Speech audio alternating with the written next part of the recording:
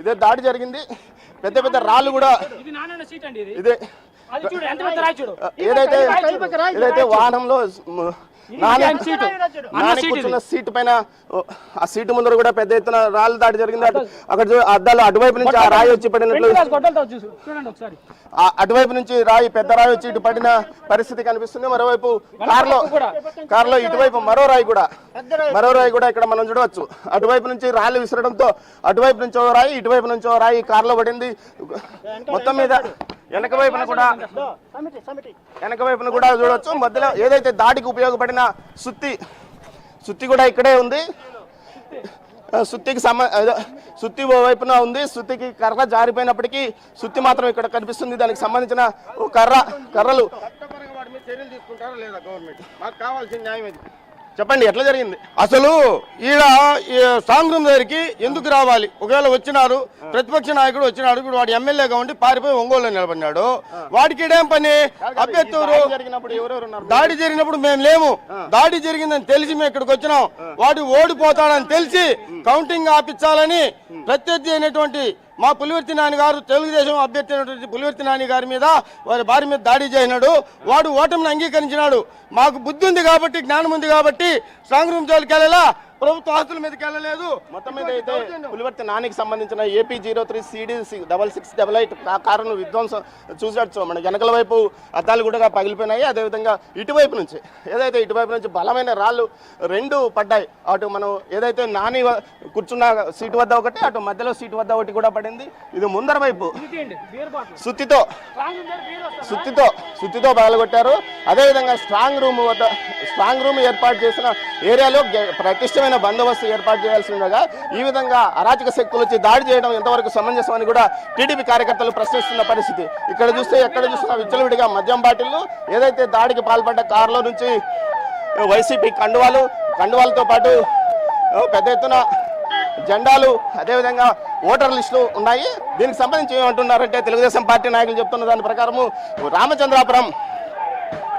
రామచంద్రాపురానికి సంబంధించిన జడ్పీటీసీ భానుప్రకాష్ రెడ్డి ఈ దాడిలో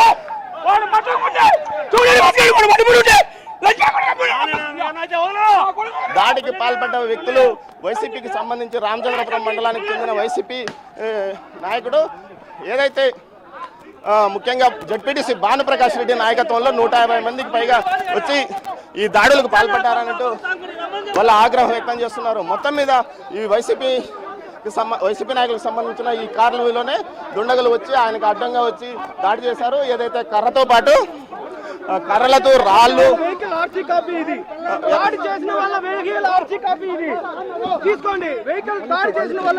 నిలబెట్టు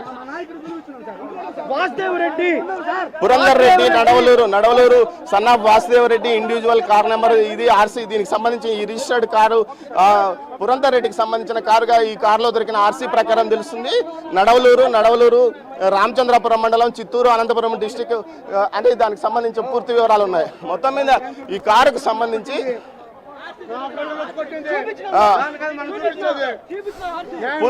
పూర్తిగా ఏదైతే రామచంద్రపురం మండలానికి సంబంధించిన కార్యకర్తలు వచ్చి ఈ దాడికి పాల్పడ్డారు.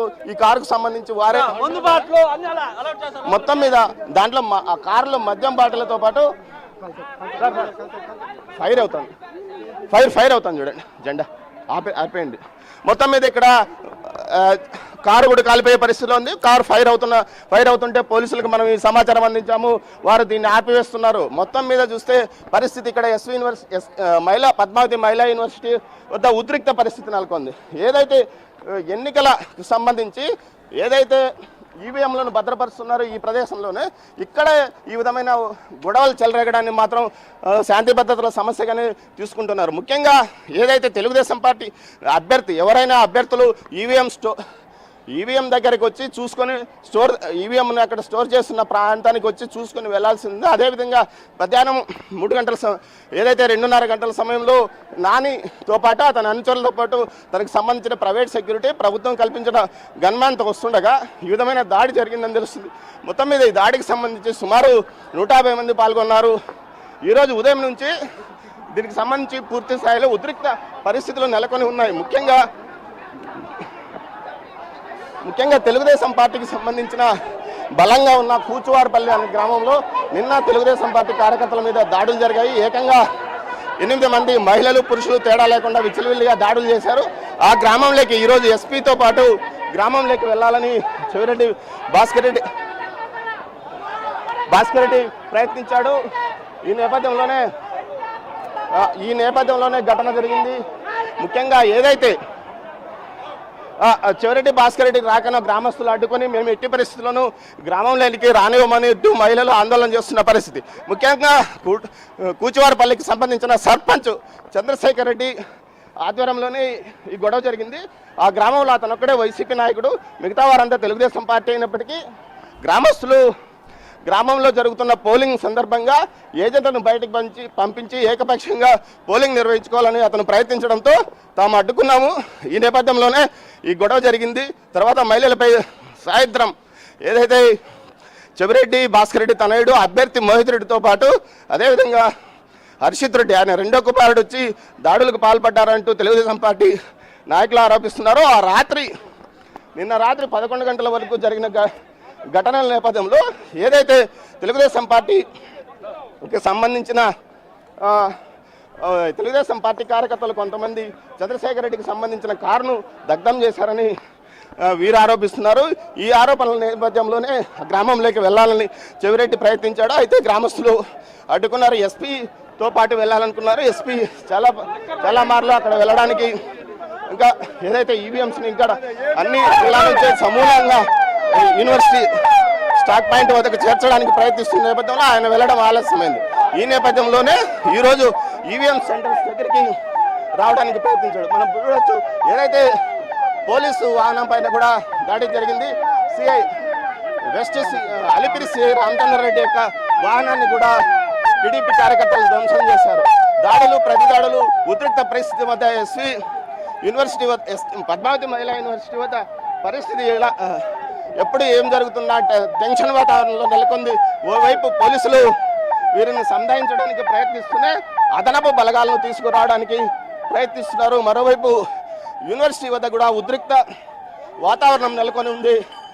ఓవైపు తెలుగుదేశం పార్టీ కార్యకర్తలు కూడా పెద్ద సంఖ్యలో ఇక్కడికి చేరుకొని వారిని మాకు చూపించాలి, మా నాయకుడు పైన వచ్చారు. ఇక్కడికి చెవిరెడ్డి భాస్కర్ రెడ్డి గారు ఒక మగోడైతే వాడు ఇక్కడ వాళ్ళ అమ్మకి పుట్టినవాడైతే బయట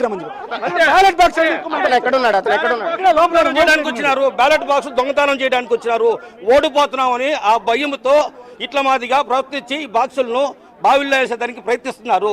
మోహిత్ రెడ్డి ఇదంతా చేస్తున్నది. దీంతో పాటు కొట్టాల చంద్రశేఖర్ రెడ్డి నిన్న బూత్ కాడ అరాచకంగా ప్రవర్తించాడు. దీంట్లో అతనితో కూడా ఇన్వాల్వ్ ఉంది. రామచంద్రాపురం బాను నడవలూరు ఏం పేరు గణపతి రెడ్డి, పేరూరు కేశవులు, వీళ్ళందరూ రౌడీయం చేశారు మా నాయకుడి పైన. వాళ్ళు రావాలి. మీ నాయకుడు సృహ తప్పి పడిపోయిన ఆసుపత్రికి తీసుకెళ్ళలేదా? కాదు మీ నాయకుడు